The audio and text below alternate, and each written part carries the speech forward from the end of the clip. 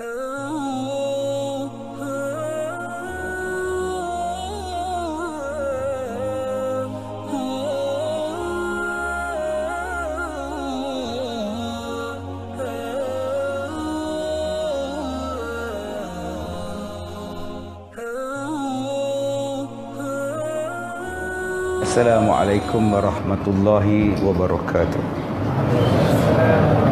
Bismillahirrahmanirrahim. Alhamdulillahi rabbil alamin. Wal aqibatu lil muttaqin wa la udwana illa 'alal zalimin. Asyhadu an la ilaha illallah wahdahu la syarikalah wa asyhadu anna Muhammadan abduhu wa rasuluh wa nusalli wa nusallim ala Rasulillah wa ala alihi wa sahbihi ajma'in. Alhamdulillah. Tuan-tuan dan puan-puan, mudah-mudahan dirahmati oleh Allah Subhanahu wa taala. Ada banyak persoalan yang sampai, yang datang pada saya, macam-macam bentuk soalan.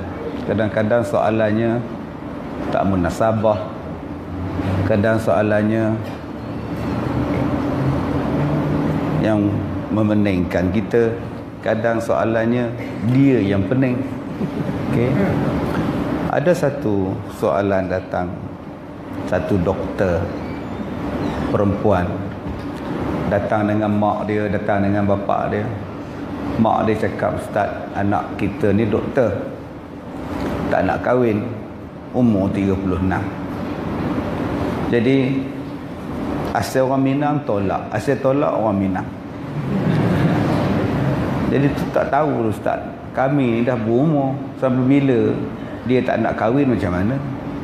Saya pun tanya pada doktor tadi, kenapa doktor tak nak kahwin? Dia cakap, saya nak jadi Rabi'atul Adawiyah, saya tak nak kahwin. Saya kata, kahwin kan bagus. Tak, Ustaz faham tak? Saya nak jadi Rabi'atul Adawiyah. Faham? Iaitu, kenapa datang jumpa saya? Bukan saya nak datang, mak bapak ajak saya datang. Saya datang, saya tanya, "Kak datang naik apa?" Kereta saya lah. Kereta jenis Camry. Oh, tak datang naik kancil ke, BLM ke, naik bas berloncat ke. Tak adalah, naik kereta sendiri. Selesa, Toyota. Selesa lah Ustaz, alhamdulillah. Kalau jalan jauh macam ni okey lah. Jadi antara kereta Toyota Camry akak tu dengan kereta yang kecil tu, mana selesa, mana sesuai, mana elok pada akak, mana yang sedap, mana yang bagus? Kereta saya lah Ustaz. Jadi akak mencari kereta yang bagus. Dalam kehidupan kita ni akak, kita akan buat sesuatu benda yang bagus, yang bagus. Benda yang tak bagus kita tak nak buat. Handphone pun kita akan cari mana yang bagus. Kalau tak nak Samsung, kita ambil Samsung. Janji dia bagus dengan kita. Begitulah Kak, antara kahwin dengan tak kahwin, mana yang bagus? Ini kita akan tengok. Akak tahu di mana yang kereta akak tu bagus? Mesti ada kawan akak bagi tahu kan? Kereta ni bagus, kereta ni elok, kereta ni bagus, inilah macam-macam. Betul tak? Betul, sebab tu akak beli. Sekarang ni akak, siapa yang cakap kahwin ni bagus? Yang cakap kahwin ni bagus Rasulullah. Yang cakap kahwin ni bagus Allah. Al-Quran cakap, "Wa ankihul ayama minkum was-salihina min ibadikum wa imaikum in yakunu fuqara yughnihimullahu min fadlih." Allah Taala sebut dalam Quran akak, kahwin. Kalau kamu miskin, Allah akan kayakan kamu lepas kamu kahwin. Maknanya kahwin tu bagus. Sampai Allah cakap, lepas saja kamu kahwin ni, kalau kamu fakir, Allah Ta'ala akan mengkayakan kamu dengan kelebihan daripada Allah Subhanahu Wa Ta'ala. Satu. Yang kedua Kak, dalam kehidupan kita, kita akan melihat siapa yang lebih bagus untuk kita tiru. Manusia yang paling bagus dalam dunia ni Kak, tak ada siapa yang lebih bagus lagi Kak, namanya Nabi. Nabi dan Rasul ni manusia yang paling bagus Kak, paling hebat. Nabi Muhammad sallallahu alaihi wasallam. Jadi kalau Nabi itu kahwin, kenapa kita tak nak kahwin? Adakah kita nak merasakan kita lebih baik daripada Nabi? Nabi pun kahwin, kita anti dengan kahwin, Kak? Yang ketiga, akak orang perempuan, akak boleh cakap itu laki-laki, Ustaz. Laki-laki boleh lah. Saya jawab, Nabi ni contoh teladan untuk lelaki dan perempuan. Baik, kalau akak tak nak ikut Nabi dalam bab ni, akak, kita buat contoh. Kita ikut Nabi, nasihat Nabi, dalam Nabi memberi contoh. Nabi kata perempuan yang hebat nama dia Khadijah binti Khuwailid, isteri Rasulullah. Sampai Nabi cakap Khadijah ni ahli syurga, ketua wanita dalam syurga, wanita yang utama di dalam syurga. Dalam banyak-banyak wanita dalam dunia ni, seluruh dunia, seluruh alam ni, Khadijah tu terbaik. Dan Khadijah kahwin, sebelum kahwin dengan Rasulullah, Khadijah kahwin dengan orang lain. Maknanya manusia yang terbaik dalam dunia pun kahwin. Manusia yang terbaik dalam dunia ni, akak, Siti Fatimah binti Rasulullah, anak Nabi Muhammad tu, wanita terbaik. Siti Fatimah pun kahwin, akak. Manusia yang hebat lagi dalam dunia ni, akak, orang perempuan yang paling hebat, akak, Asyah isteri Fir'aun. Dan Asyah isteri Fir'aun pun kahwin, akak. Jadi ada dua contoh. Akak nak ambil Rabi'atul ke? Akak nak ambil yang Nabi sebut. Yang ni Nabi sebut sebagai ahli syurga, confirm syurga. Habis tu Ustaz nak cakap Rabi'atul Adawiyah tu bukan ahli syurga ke? Saya tak cakap, Kak. Cuma saya cakap siapa yang terbaik. Jadi kalau akak nak ambil yang bawah sikit daripada yang Khadijah, bawah sikit daripada Siti Fatimah, terpulang pada akak. Peduli apa saya, akak tak nak kahwin? Akak bukan anak saya pun, bukan adik saya pun, bukan opah saya pun. Tapi saya cakap pada akak, kalau opah saya nak kahwin pun saya suruh kahwin. Sebab kahwin itu mempunyai banyak kelebihan daripada tidak mau berkahwin. Dah, boleh faham, akak? Kalau gitu balik rumah fikir, aku nak jadi Siti Khadijah ataupun aku nak jadi Rabi'atul Adawiyah. Dua-duanya boleh, Kak. Kahwin pun boleh, tak nak kahwin pun boleh. Pilih yang terbaik. Cuma yang paling saya nak, kalau Kak tak nak kahwin, jangan sampai benci orang yang berkahwin. Kalau Kak tak nak kahwin, jangan sampai membenci sunnah Nabi SAW. Itu jenis yang pertama, educated punya orang. Dia jenis pemikiran tak nak kahwin, menyemak aja kahwin. Baik, yang kedua, Bangladesh. Saya baca khutbah sembahyang Jumaat, habis dia tunggu kat pintu.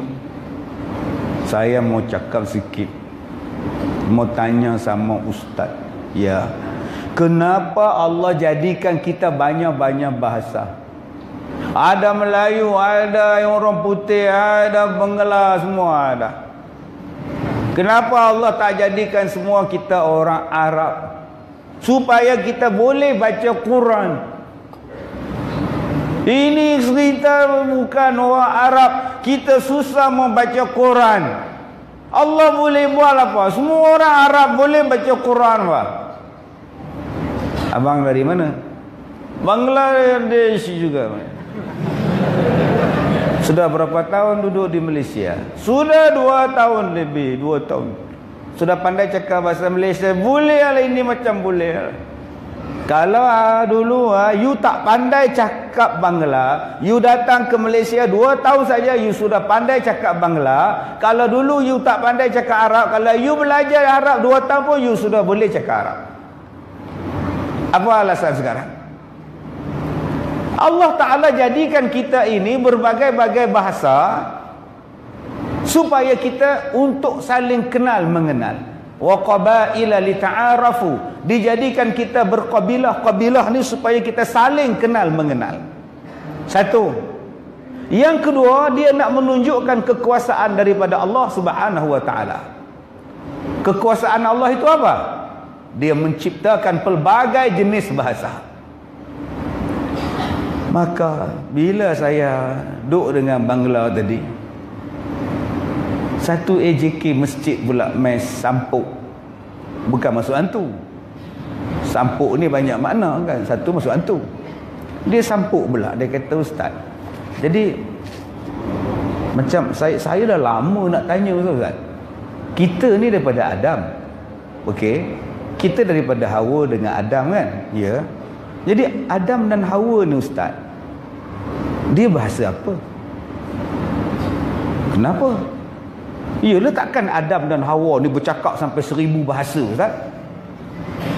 Daripada mana datangnya bahasa beribu-ribu ni ustaz? Oh, ini pula soalan dia. Takkan Adam cakap bahasa Inggeris, isteri dia cakap bahasa Tamil, sehari Adam balas dengan bahasa Hindustan. Hawa pula jawab dengan bahasa Tagalog, bahasa Jepun pula. Oi. Daripada mana datang bahasa ni ustaz? Subhanallah. Baik, saya tak habis lagi abang menyampuk ni abang lah kita ni. Abang, saya kata ini tanda kekuasaan Allah. Satu perkataan tapi banyak makna. Itu maknanya bijaknya Tuhan. Kita sekarang buat kuih, punya banyak jenis tapi rasa satu. Kuih semprit, kuih kulit kerang, kuih bangkit, kuih apa, sama je banyak. Jenis macam-macam, pattern, tapi rasa serupa juga.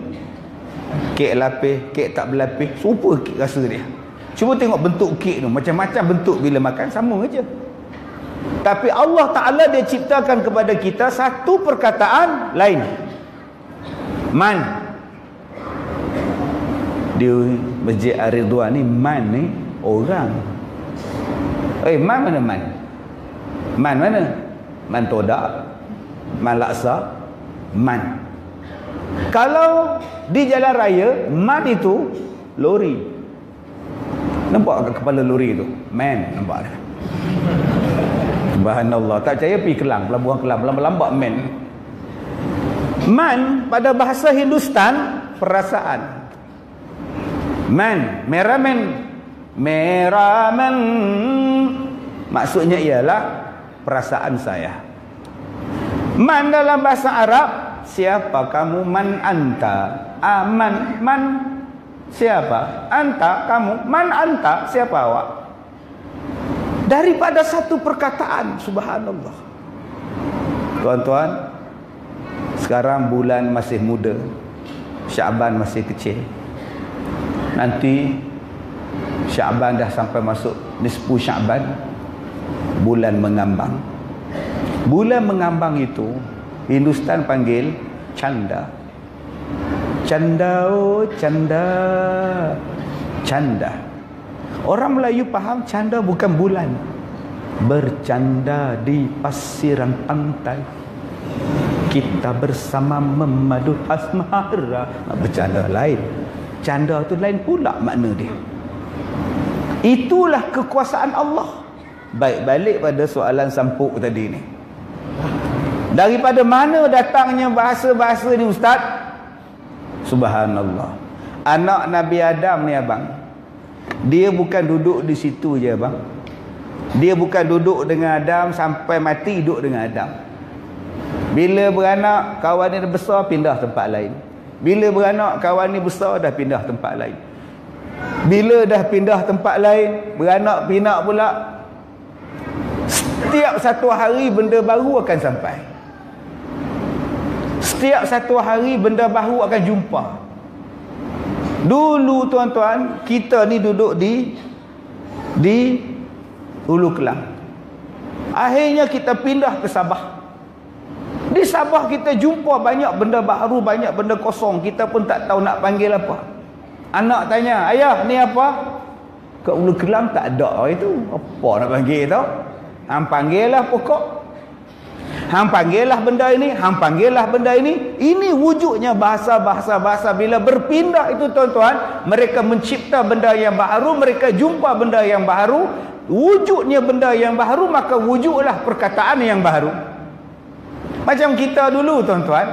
Dulu kita tak ada handphone. Tak pernah terfikir perkataan handphone tahun 70-an. Tak pernah terfikir perkataan Twitter tahun 90-an. Tak pernah pun terfikir perkataan Akom tahun 98. Akom dia sampai 2004. Akom, Walam, semuanya ada tuan-tuan. Ini bentuk dia. Semakin maju kita, semakin banyak benda yang kita jumpa, semakin banyak benda baru yang akan muncul. Saya mengajar masjid ni, saya pun tak ingat tahun bila. Waktu saya mengajar dulu tuan-tuan, kipas helikopter belum ada. 7 tahun lepas dah tadika dah budak tu sekolah dah. Dulu tak ada ni.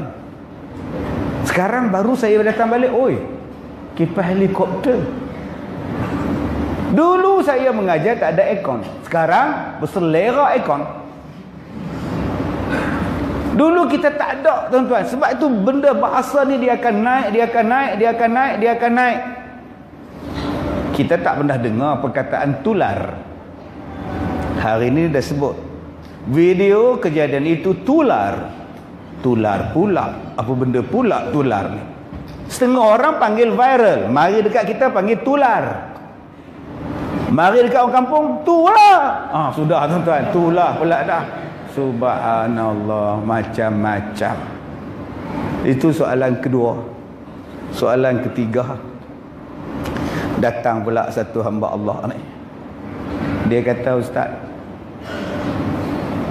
Allah Ta'ala jadikan kita ni makhluk. Ada baik, ada jahat. Bila dah ada baik, ada jahat, yang jahat Allah balas pula masuk neraka. Kenapa Allah tak jadikan kita semua Islam? Bila kita semua Islam, kan semua masuk syurga. Allah jadikan kita. Tiba-tiba bila orang tu tak sembah Allah, orang tu engkar pada Allah, orang tu masuk neraka. Sedangkan Allah yang boleh menjadikan dia Islam, Allah yang boleh dia menjadikan dia beriman, kenapa dia tidak jadikan semua orang beriman? Bila dah tak masuk Islam, bila dah kafir, masuk pula neraka. Saya jawab, akak nak jadikan Allah ni zalim ke apa? Nak cakap Allah ni zalim ke? Tak adalah, saja tanya. Kenapa tak buatkan semuanya Islam? Kan masuk syurga semua. Tak, soalan saya pada akak pula, akak nak kata apa? Allah ni tak cerdik, Allah ni zalim, atau Allah apa? Tak, saya cuma nak tanya, apa jawapan Ustaz? Saya jawab akak, ada makhluk yang Allah Ta'ala jadikan sentiasa jahat. 24 jam jahat. Namanya Iblis. Iblis ni tak ada masa baik tuan-tuan. Jangan tuan-tuan cakap pula, sia ni Iblis. Apa pasal? Aku semalam aku dah maki dia, ya Allah. Rasa berdosa pula aku maki Iblis. Tu yang ada telefon saya, Ustaz, boleh tak Ustaz bagi tahu saya macam mana cara nak minta maaf kat Iblis? Tak payah kak. Iblis ni memang kita kena baca auzubillahi minasyaitonirrajim. Tak payah minta maaf dengan Iblis, memang jahat kaki kelentong punya. Yang kedua, ada makhluk yang Allah Ta'ala cipta, dia tak buat kerja apa, dia duduk cokok. Nama dia pokok. Duk dia, kalau datang ribut baru dia tumbang. Baru tebang, baru dia tumbang. Tak pun kalau dia mati, itulah kerja dia. Dia tak boleh. Dia tak bergerak banyak pokok tu. Pokok tu takkan pindah. Jemu duk Hulu Kelang. Buat pindah ramai-ramai pergi pula kat Kelang pula. Tak tuan-tuan, dia duduk situ. Dia makhluk yang macam itu. Dia dijadikan untuk kita. Binatang tu dijadikan untuk kita. Kemanfaatan dia balik pada kita. Sebatang pokok tu tuan-tuan, dia boleh menghasilkan 20 orang punya oksigen.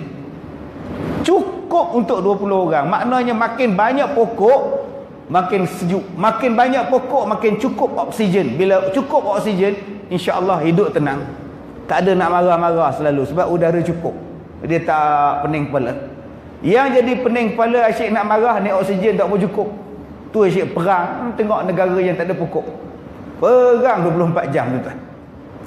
Ada makhluk yang Allah Ta'ala jadikan sentiasa baik pula, tak pernah lawan Tuhan. Nama dia malaikat. Semayang tak berhenti, puasa tawaf tak berhenti. Kerjanya ialah taat je. Pikul arash pikul. Kerja dia hanya berjalan di atas langit ini, bagi doa pada orang yang buat baik, memberikan doa salam kepada orang yang buat baik. Itu je kerja dia. Kalau dia cabut nyawa, tuan-tuan. Dia tak buat kerja lain. Tak ada istilah boring. Malah duduk dalam kubur, duduk tanya orang je. Pernah malaikat komplain? Tak, dia duduk dalam kubur. Asal masuk mayat, man rabbuka. Itu kerja dia. Dia tak tanya soalan lain. Dia tak tanya man rabbuka. Malah tanya soalan ni tiap-tiap hari ya. Dia tanya pula, siapa penyanyi kegemaran kamu? Dia tak tanya, tuan-tuan. Sebab dia malaikat, dia makhluk yang takkan bantah. Nahnu nusabbihu bihamdika wa nuqaddisu lak. Kerjanya ialah mentasbihkan Allah, mensucikan Allah, membesarkan Allah. Tak pernah bantah. Nama dia ialah malaikat. Ada satu lagi makhluk, dia kejap naik, kejap turun. Kejap dia baik, kejap dia tak apa nak baik, kejap baik, kejap tak apa nak baik. Ini nama dia manusia. Sebab dia ada nafsu, dia ada iman. Mari iman dia tinggi, subhanallah, tengok Kaabah tu teriak, menangis, tengok Kaabah. Sampai KLA tengok pramugari, lain pula, tuan-tuan. Marin depan Kaabah duk teriak, balik-balik pakai lain. Dia tengok pramugari mana tak tahu, sekejap buka, kejap tutup, kejap buka, pakai kebaya punya pramugari. Subhanallah, subhanallah. Saya bila saya naik berterbang, pramugari sat lalu depan saya sengih, kejap sengih. Fahai pula pramugari ni gelak-gelak ni. Lalas dia berhenti. Datuk nak air panas ke air sejuk? Tak apalah kak, terbang pun tak bergerak lagi kak. Sekali dah naik di atas kang, kak tanyalah saya nak apa pun. Saya dah singgah lagi. Semalam tengok Datuk kat YouTube, hari ni jumpa pula, ya Allah, seronok sangat. Lain macam pramugari ni. Kali ketiga dia berhenti, ya Allah ustaz nak tanya sikit. Saya ada mak saya umur 60. Ustaz nak kahwin tak dengan mak saya? Astagfirullahalazim. Saya ingatkan nak offer dekat dia. Dia tanya kat mak dia, ustaz nak tak dekat mak saya 60? Dia ingat umur saya 66 ke berapa ke, tuan-tuan. Subhanallah. Mesti dia tengok face app ni, tuan-tuan. Tuan-tuan yang dirahmati Allah, kita, iman kita ni dia boleh turun naik. Tu yang duduk dalam masjid ni semua baik. Bila keluar sekali lagi, subhanallah, dia dah ikut lain pula. Sebab tu ada orang baik, ada orang jahat. Sebab dia ada nafsu. Dia ada nafsu. Sebab tu di Islam mengajar supaya kita kontrol nafsu. Datang puasa, datang macam ini, datang macam ni, supaya nafsu tu jadi baik. Okey. Jadi kalau akak tanya pada saya, kenapa Allah Ta'ala tak jadikan kita ni semua baik belaka? Tu nama dia malaikat. Akak agak-agak lah, seronok ke akak kalau akak jadi malaikat? Ni cuba tengok mari malam ni. Ada yang pakai jubah, ada pakai baju kemeja, ada pakai baju batik. Saya ada baju jubah, saya pun tak tahu. Malaikat dia tak pakai macam ni. Ni akak-akak di belakang yang pakai jubah, pakai telekong, pakai tudung, ada tudung bawal, yang belakang ni tudung siakap, di tepi ni tudung turbuk ikan masin, macam-macam lah. Selerak tudung di rumah akak tu boleh buka butik tu, punya banyaknya. Malaikat tak rasa akak benda tu, dia tak rasa benda. Cuba tengok jadi manusia. Tuan-tuan sekejap lagi nak balik ke rumah ni, sepanjang jalan apa ada? McD, KFC, Tom Yum, pizza, jagung rebus, kari kepala ikan, kutiau, kutiau ketam lembut. Punya seronoknya nikmat Allah Ta'ala bagi makan. Cuba tengok alam di rumah kita, peti air kita punya banyaknya makanan. Buka di atas peti air kita tu, aiskrim, Magnolia, Panda, semuanya ada. Buka di bawah ni ayam beku, ayam hidup ada. Tak tak sembelih lagi duk cokong dalam tiap punya banyaknya nikmat makan kita. Malaikat tak makan tu. Malaikat tak makan. Ni adik-adik tahfiz ni. Oh, cuba tanya ni. Nak kahwin tak? Ha, nak kahwin tak ni budak tahfiz ni? Oh boy, nak kahwin tak? Dia sengih nampak tu. Dia takkan jawab, tak mau. Tobat lahum, tak mau. Sekarang budak darjah 6 pun cakap soal kahwin. Makwa tingkatan 4. Pakwa tingkatan 1. Dating tu dekat zoo negara. Duduk tepi kolam. Dia tengok masa-masa manis semalam. Subhanallah, dalam air ku terbayang wajah. Baru tingkatan 1. Duk tengok panda. Duk bincang dengan makwa dia. Wak, kalau kita kahwin nanti anak kita berapa orang? Kencing pun bengkok lagi. Dah tanya anak berapa orang. Belanja pergi sekolah minta kat mak. Pasal apa yang sibuk bercakap soal kahwin? Sebab seronok. Malaikat tak kahwin tau. Apa seronok malaikat? Allah bagi pada kita nafsu, Allah bagi pada kita syahwat. Kahwin. Sebab tu kita bercakap soal kahwin saja. I love you. Tak mana faham, tak faham sudah. Tuan-tuan, malaikat tak rasa benda tu. Tadi saudara Jai sebut tentang Rosyamno. Tadi saya photoshoot dengan dia, dengan Rosyamno untuk program da'i. Saya sebagai mudir da'i untuk musim kelima. Saya tengok da'i musim kelima ni canggih-canggih semua. Ustaz-ustaz da'i ni tengok, oh, kemah-kemah ni, kemah pada guru besar ni. Mudir dia tak kemas macam tu. Saya salam dengan dia orang. Satu da'i tu salam dengan saya.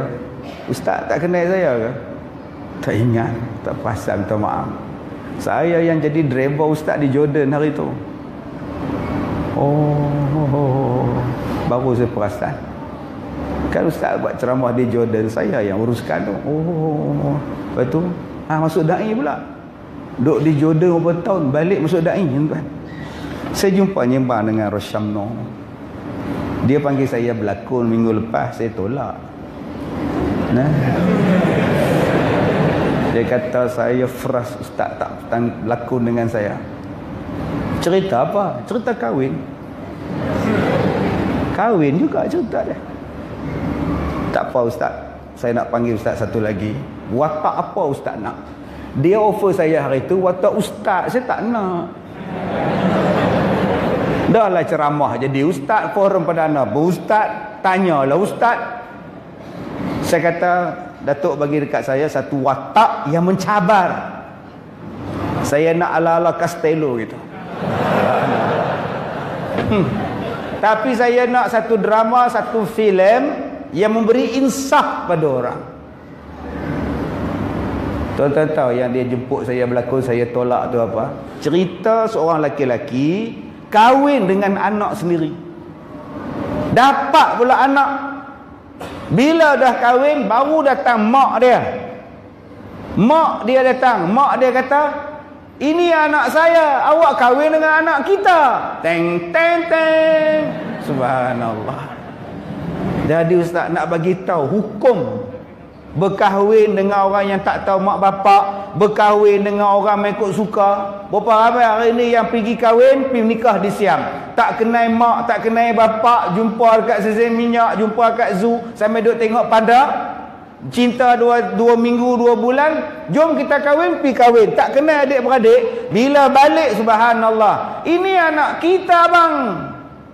Rupanya dia orang bercerai, bila bercerai tuan-tuan kahwin lari. Tak bagi tahu siapa mak, tak bagi tahu siapa, pergi nikah senyap-senyap. Rupa-rupanya pergi menikah dengan anak sendiri. Lepas tu Ustaz, kesudahan cerita tu macam mana? Nantikan sempena hari raya nanti. Tuan-tuan, inilah kehidupan manusia. Allah Ta'ala bagi kita seronok. Kenapa Allah Ta'ala bagi keistimewaan yang begitu hebat? Sebab manusia ini ialah laqad khalaqnal insana fi ahsani taqwim. Allah Ta'ala menciptakan kita sebaik-baik bentuk kejadian. Dia bagi kita iman, dia bagi kita nafsu, dia bagi kita syahwat, dia bagi kita akal. Dia bagi kita semua yang tak ada pada pokok, yang tak ada pada binatang, yang tak ada pada malaikat, yang tak ada pada iblis. Dia bagi pada kita. Kita adalah yang terbaik. Kenapa kita tak seronok kita menjadi manusia? Kenapa kita tak bersyukur yang kita jadi manusia? Ditambah lagi baiknya kita pula, Allah Ta'ala hantarkan pula kepada kita Rasul. Allah Ta'ala tinggalkan pula kepada kita Al-Quran dan hadis untuk kita selamat. Ikut jalan ini, maka kita akan selamat. Jalannya ialah jalan Islam. Inna dina indallahil Islam. Bila kau ikut Islam, kau syurga. Yang kau gatal tak ikut Islam tu pasal apa? Bila kau tak nak ikut Islam, kau tak nak ikut Rasulullah, maka jalan yang kau pilih itu ialah jalan ke neraka. Jangan salahkan Tuhan, salahkan kita sendiri. Saya datang daripada Ipoh. Masuk highway. Bila masuk highway, Kuala Lumpur ke kanan, Alostar ke kiri. Saya nak ke KL. Kemudian driver saya belok ke Alostar ke kiri. Kenapa tak ikut ke KL? Kan signboard dia ke sana. Ustaz, jalan ni pun boleh Ustaz. Jalan ke Alostar boleh sampai ke Kuala Lumpur? Boleh, apa masalahnya? Kita ronda-ronda dulu Ustaz. Kau ni gila ke apa ke? Kalau kau nak sampai ke KL, kau kena ikut signboard yang menuju ke KL. Tapi kalau kau ke KL, kau ikut signboard pergi ke Penang, kau akan jadi pening. Begitulah kalau kau nak syurga, jalan ke syurga ada nama dia wahadaina wan najdain. Ikut jalan ini syurgalah kau. Tapi kalau kau tak nak ikut ini, engkau tak menuju ke syurga, engkau menuju kepada lawan syurga. Jadi jangan salahkan Allah Subhanahu wa taala. Tuan-tuan, yang keempat, malam ni kita jawab soalan ya tuan-tuan. Jawab soalan sebab macam-macam bentuk soalan yang sampai kepada kita. Dia kata, Ustaz, tengok kes budak-budak tahfiz. Saya tengok, saya mengajar di masjid ni tuan-tuan, belum tahfiz ni ada. Tahfiz belakang, masa tu bangunan sementara je dulu. Punya lama tak lama saya mengajar masjid ni, jamban tandas tu pun hak lama dah ada lagi. Sekarang saya melawat tandas baru itulah, walaupun tak baru dah. Punya banyaknya perubahan Masjid Ar-Ridwan. Lama tak lama saya ni kira otai lah di sini. Dulu duk buat rakaman CD di masjid inilah, Masjid Ar-Ridwan dengan Masjid Taman apa kenama apa dalam tu, Kinta pula dah apa kenama tu, dekat zoo tu, lupa, Kemensa, subhanallah. Tuan-tuan, ada dia kata, Ustaz, mahak tahfiz kita ni Ustaz, mereka suruh tutup. Ada orang kata tutup je tahfiz ni pasal kes yang kerak kaki di Johor, meninggal dah budak dah. Reporter pun telefon saya, tanya komen saya. Saya jawab no comment. Ada reporter yang hantar mesej, Ustaz tolong jawab, apa pandangan Ustaz dengan kes ni? Pandangan saya, tak ada pandangan. Sebab saya tak pandang. Saya tak tengok kejadian yang berlaku, saya tak tengok kaki dia macam mana. Macam mana saya nak boleh komen? Yang tengok kejadian yang berlaku, yang tengok keadaan kaki dia, yang tengok penyakit dia ialah doktor. Biar doktor yang bagi komen. Yang siasat benda ini ialah polis. Biar polis yang bagi komen. Tunggu siasatan selesai, tunggu postmortem selesai, dia orang keluarkan statement, kita ikut. Yang kita sekarang nak bagi komen tu pasal sampai ada komen yang paling bodoh sekali, suruh tutup mahad tahfiz. Lah, Al-Bengong Wal-Seweli nama dia. Oi, saya cakap hari ni pergi hospital Lampang, hari ni pergi hospital Kuala Lumpur, hari ni pergi hospital Besar Ipoh. Berapa ramai hari ni yang meninggal di hospital. Kenapa tidak bagi cadangan? Kita mencadangkan supaya hospital ditutup. Sebab ramai yang meninggal di hospital. Takkan kau sewel macam itu? Allah Ta'ala sebut dalam Quran, inna nahnu nazzalna zikra wa inna lahu lahafizun. Sesungguhnya Allah Ta'ala lah yang menurunkan Al-Quran dan Allah Ta'ala lah yang menjaga Al-Quran.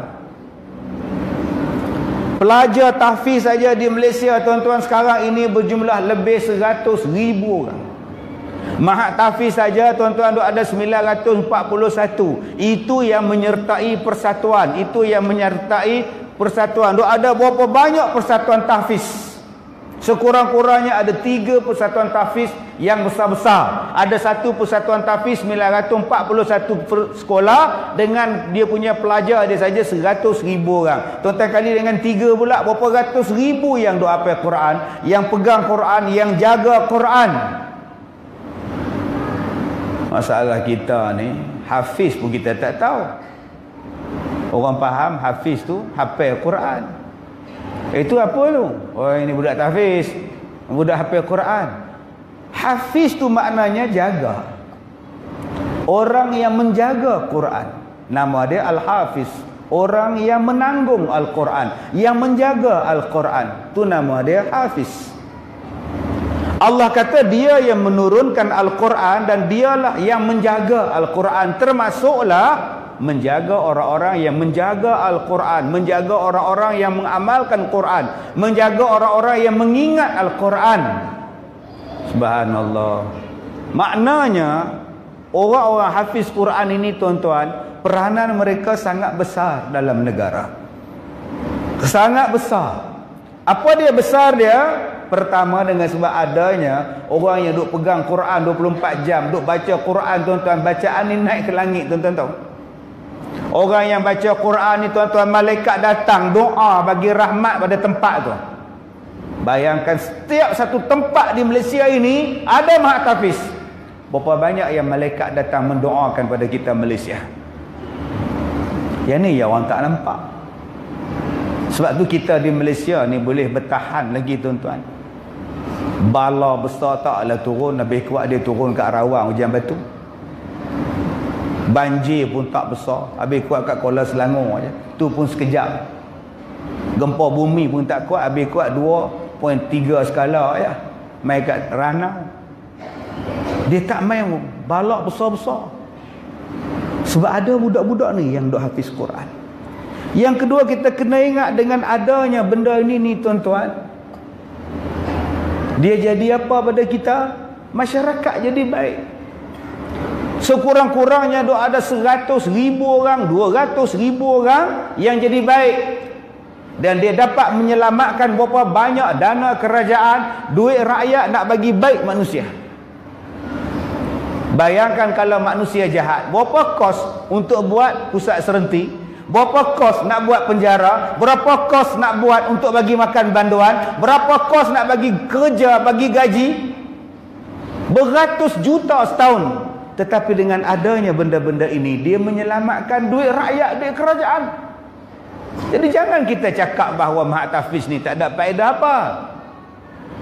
Yang ketiga, ada hikmah di sebalik setiap sesuatu yang berlaku.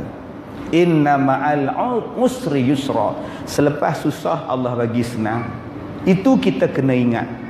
Setiap kesusahan Allah akan bagi senang. Allah test dulu. Saya cakap pada tuan-tuan, 2016 Februari saya kena serangan jantung di Kelantan. Sakit jantung tengah duk ceramah, masuk ambulans, hantar ke Kubang Krian Hospital USM. 5 minit ceramah, rasa dada ni ketat, perit, pedih, berat semua dah, tak boleh. Mereka pun angkat saya, bohlah ambulans. Tahu di hospital. Rupanya seronok makcik naik ambulans. Semua orang ke tepi. Kita aja lalu. Jadi akak-akak kalau nak rasa, masuk ambulans. Subhanallah, subhanallah. Kalau nasib kita baik, insya-Allah kita naik van lain pula. Mana faham, tak faham sudah. Dan orang semua ke tepi kalau kita naik van tu. Lagi orang tak berani, tuan-tuan. Tuan-tuan, susah kan sakit jantung? Ui. Seatbelt tak mati. Pukul 10.30. Pukul 11. PA kata, bos, isteri bos call ni. Saya dah baru sedar daripada ICU. Doktor marah dekat dia. Tak boleh cakap dengan handphone sini, tak boleh. Datin telefon. Saya kata, macam mana dia tahu?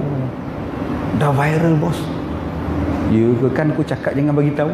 Dah viral, tular. Masa tu tular belum ada. Dah viral nama dia. 3-4 minit lepas tu pula kakak pula setelefon. Betul ke ustaz meninggal? Bos kakak. Astagfirullahalazim tuan-tuan. Saya doktor cakap, Ustaz tak ada sakit jantung. Ustaz penat. Kita dah cek semua jantung, everything okay. Alhamdulillah, syukur. Masuk bilik rehat. Bilik pemantauan. Datang pengarah, masuk CCU. Bila kata Ustaz Kazim meninggal, reporter penuh dah dekat unit kecemasan. Dengan kamera, dengan semua datang, orang kampung semua datang. Kan dah meninggal tuan-tuan. Tak boleh pergi depan, nanti tak boleh. Masuk jalan belakang. Masuk ke jalan belakang, tolak tu troli. Udah macam paparazzi saya ni. Lolak ke belakang. Masuk CCU pukul 4 pagi, isteri sampai. Saya tengok, tu lah bang. Orang cakap berhentilah ceramah, abang nak ceramah juga. Kalau mati macam mana, tak kesian ke anak-anak macam mana? Orang dah kata kuat ceramah abang. Pukul 4 pagi. Saya ambil selimut, saya tutup muka. Aku stres. Dia beleter pula. Pagi besok, doktor pakar lagi mari. Alhamdulillah tu, kita dah tengok semua Datuk tak ada masalah lah. Mungkin Datuk penat sangat. Tapi kita dah bincang tadi, macam mana pun kita kena masuk kamera juga. Nak tengok apa masalah. Kita tak puas hati. Tak nak. Dah cakap tak ada apa-apa, tak nak lah. Tak nak. Saya dah operate 2 kali. Dua-dua tak ada apa sakit. Buat apa saya nak masuk kamera-kamera lagi? Pukul 11 datang lagi doktor. Kita sikit je Datuk. Kita tengok betul-betul bagi puas hati. Tak nak. Nanti kalau tertinggal kamera kat dalam, tak nak saya. Buat apa saya? Pukul 4 datang pula doktor perempuan. Ya Allah. Kita buat sikit je. Tak sakit pun Datuk. Boleh Datuk Boleh, tak ada masalah. Astagfirullahalazim. Itulah pentingnya doktor perempuan tuan-tuan. Mana orangnya gatal macam kita ni, insya-Allah selesai masalah. Bila masuk kamera je tuan-tuan, nah tersumbatnya 3. 100% tersumbatnya, 99.9% tersumbat 3. Ada hamba Allah bagi stand dekat saya. Tapi bukan dia bagi gitu nak ustaz. Ambil bukan. Sepatutnya saya kena tunggu pun bulan pula nak dapat stand. Dia kata ustaz lebih perlu daripada saya. Ustaz ambil lah. Terus masuk stand tuan-tuan. Saya tak kenal pun siapa yang sponsor dah. Siapa yang sedekah. Sedangkan dia giliran dia selepas itu, dia cakap pada doktor bagi kat Ustaz Kazim. Tuan-tuan, susah hidup. Adakah susah? Tak. Rupanya Tuhan nak bagi kita senang. Bila dah sihat macam ni, dah boleh ceramah balik. Saya ke mana-mana pun tuan-tuan senang hidup saya. Saya ceramah, ambulans standby. Bagus tak? Dulu tak ada ambulans ikut. Sekarang ambulans follow tuan-tuan. Hari tu saya ceramah di Kuching, 2 ambulans follow. Buat dalam masjid penuh sesak manusia, pitam, pengsan seorang, sawan seorang. Ambulans terus angkat pergi. Dengan sebab saya sakit jantung, dia orang sediakan ambulans. Kalau tuan-tuan sakit pun dah ada standby. Tidakkah itu nikmat? Saya ceramah di Felda Cini tuan-tuan, ambulans letak sebelah pentas utama saya ceramah. Siap dah buka pintu ambulans. Saya tengok masa saya nak pergi pentas, saya tengok nurse duduk tunggu dalam duduk menung. Dia duduk tengok saya. Bila nak rebah pula orang tua ni. Allah. Saya naik kapal terbang pergi sana pergi sini tuan-tuan, bawa satu beg duk beratur nak masa lalu kat mesin scan tu. Panjang queue-nya, begini beraturnya, lambat tu. Polis bantuan immigration tu panggil. Datuk Kazim, minta maaf ya, dia sakit jantung Mana tu? Oh, subhanallah tuan. Tak payah beratur. Jadi akak-akak, kalau akak-akak tak nak beratur, minta sakit jantung. Insya-Allah. Ada hikmah. Jadi kita tak tahu, bagi saya senang aja. Dengan sebab ada kes macam ini, semua orang buka mata tentang tahfiz. Dulu orang sengit sebelah, cemeh je mata tengok mak tahfiz. Sekarang bagi bantuan. Sekarang kursus pada guru dia. Sekarang kursus pada warden dia. Sekarang bagi pendidikan khas pada dia. Sekarang bagi peruntukan pada dia. Ini nama dia hikmah. Cuma saya minta adik-adik yang mana hafal Quran, dia kena ingat Al-Quran ini sumber kebijaksanaan. Yasin wal Qur'anil Hakim. Allah kata Yasin, demi Al-Quran yang bijaksana. Okey. Kok mana dia nak keluar ni? Kucing. Saya sebut tadi kucing, dia main tuan-tuan. Allah Ta'ala sebut Yasin ini bijak. Sebab itu kalau kita nak jadi bijak, kita kena ikut Quran. Sebab Quran adalah sumber kebijaksanaan.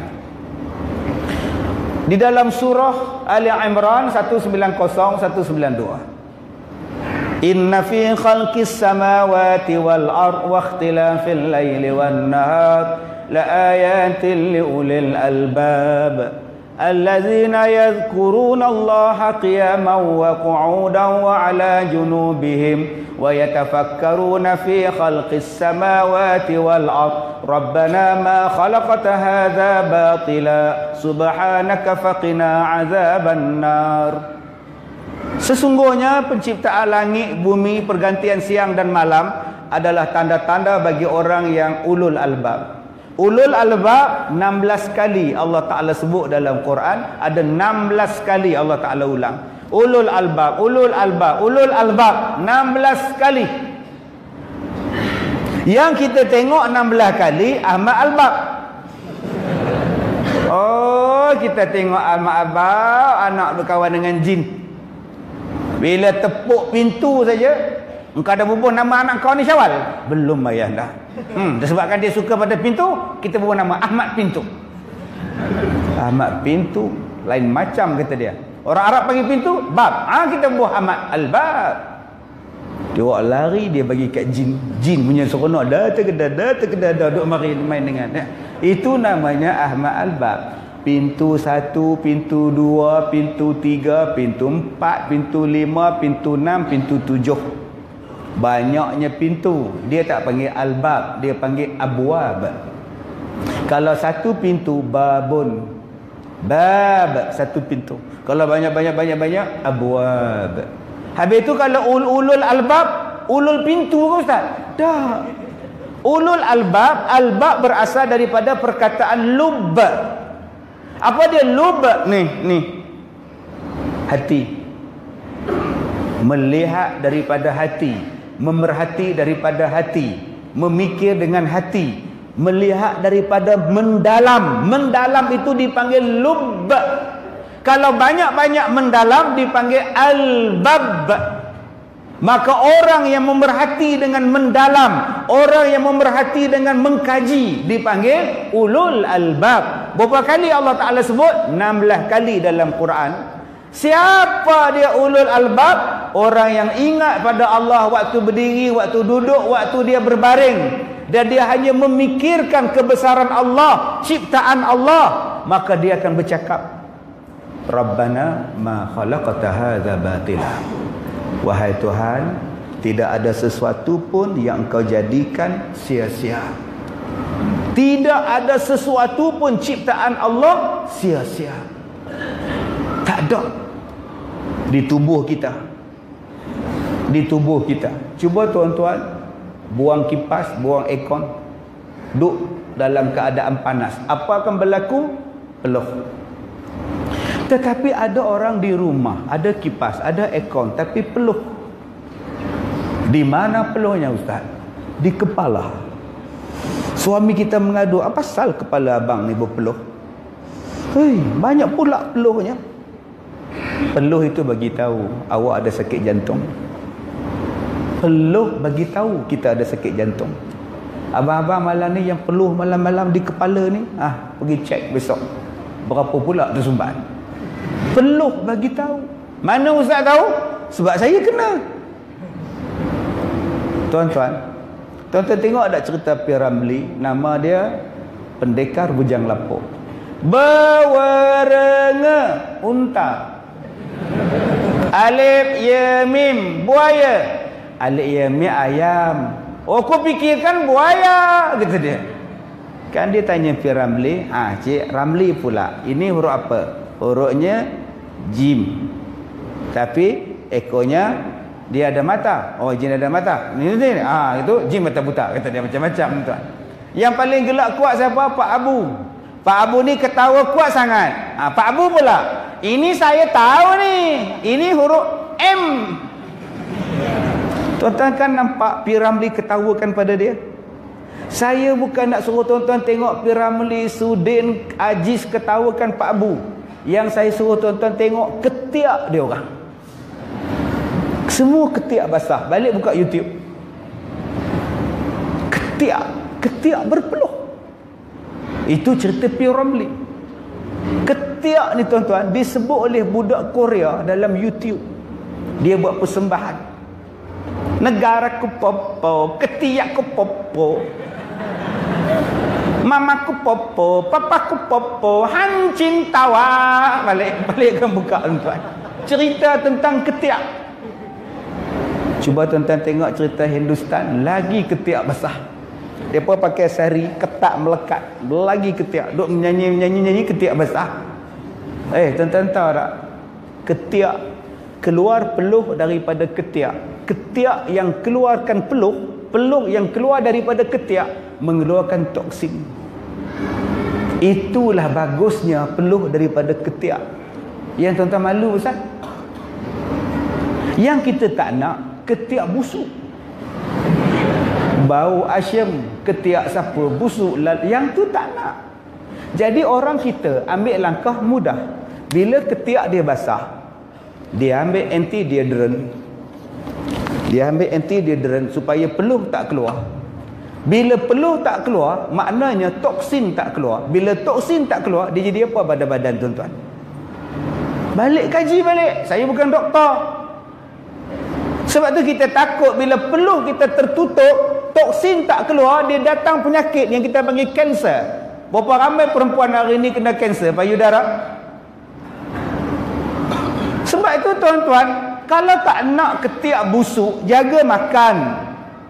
Ini anti-deodorant yang tak tahu jenis apa, dia pakai. Tapi Allah, petai 10 papan, jerin setengah kilo. Buah kenuak lah segenggam. Bawang sekilo sekali makan. Kemudian kita bercakap, tak suka ketiak bau.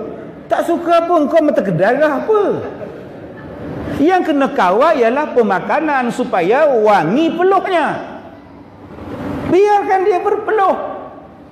Malu. Kalau malu jangan pakai baju ketat-ketat. Saya tengok bila rancangan TV, ada satu pengacara TV, ketiak dia peluh. Dia pun ambil tisu lap, cium pula. Bodoh tu yang tu. Bengong ke apa ke benda? Meletup ya? Astagfirullahalazim. Tak ada kerja. Itu baru peluh. Bayangkan air kencing. Akak-akak malam ni kencing, besok bawa pergi klinik. Doktor cek air kencing akak. Makcik, tahniah, makcik dah 3 minggu mengandung. Air kencing boleh bagi tahu berapa minggu mengandung. Allah jawab dalam Quran, tidak ada sesuatu pun ciptaan Allah tidak ada guna. Semua ada guna. Tuan-tuan, saya jumpa semalam dengan seorang DJ radio. Dulu gemuk, sekarang kurus. Saya kata turun per kilo bang. Banyak Ustaz. Kawan-kawan saya pun terkejut Ustaz. Sekarang Ustaz tengoklah. Memang kencing manis saya tinggi Ustaz. 2 kali insulin dah sekarang Ustaz. Itulah keberkatan kencing manis. Kencing manis keberkatan dia ialah boleh mengurangkan berat badan. Jadi akak-akak yang menghadapi masalah berat badan, insya-Allah berdoa selalu, ya Allah, minta kencing manis, insya-Allah dalam 4 bulan insya-Allah dia turun berat badan. Sebab tu namanya diabetes. Dia bukan setakat boleh mengurangkan berat badan, kencing manis boleh mengurangkan badan. Yang mana faham? Tak faham sudah? Betul tuan-tuan, sebab tu namanya diabetes. Kalau tak dikawal gula, dipotong betis. Kalau betis dah dipotong masih tinggi, dipotong peha, namanya peha. Kalau pun masih lagi, dia dipanggil Subhanallah. Air kencing, doktor sekarang dah buat satu ubat. Gula dalam badan dikeluarkan melalui air kencing. Maka penyakit kencing manis daripada air kencing boleh membuang gula dalam badan. Subhanallah. Hari ni kita boleh tahu dadah jenis apa dia makan, dadah jenis apa dia telan. Air kencing bagi tahu. Itu air kencing. Najis manusia, doktor boleh kesan dia ni ada gastrik atau ada ulcer. Apa tanda-tanda ulcer? Tengok najisnya. Apa tanda-tanda dia sakit? Tengok najisnya. Najis. Kalau najis boleh bagi tahu. Kalau air kencing boleh bagi tahu. Kalau peluh boleh bagi tahu. Tuan-tuan bayangkan apa pula keadaan yang bukan najis. Apa pula ciptaan Allah yang tidak najis. Tuan-tuan hanya perlu berfikir dan tuan-tuan akan jadi manusia yang dipanggil ulul albab. Fikir saja. Boleh buat. Masalah kita sekarang kita tak nak fikir. Masalah kita sekarang kita tidak ada masa untuk berfikir. Kita tak jadi bangsa yang ulul albab. Sedangkan Allah suruh kita jadi ulul albab. Fikir, kaji, tengok. Apa? Mata tengok, telinga dengar, hati berfikir. Tuan-tuan hanya perlu berfikir. Bila kita berfikir, kita akan jadi ulul albab. Panasnya masjid.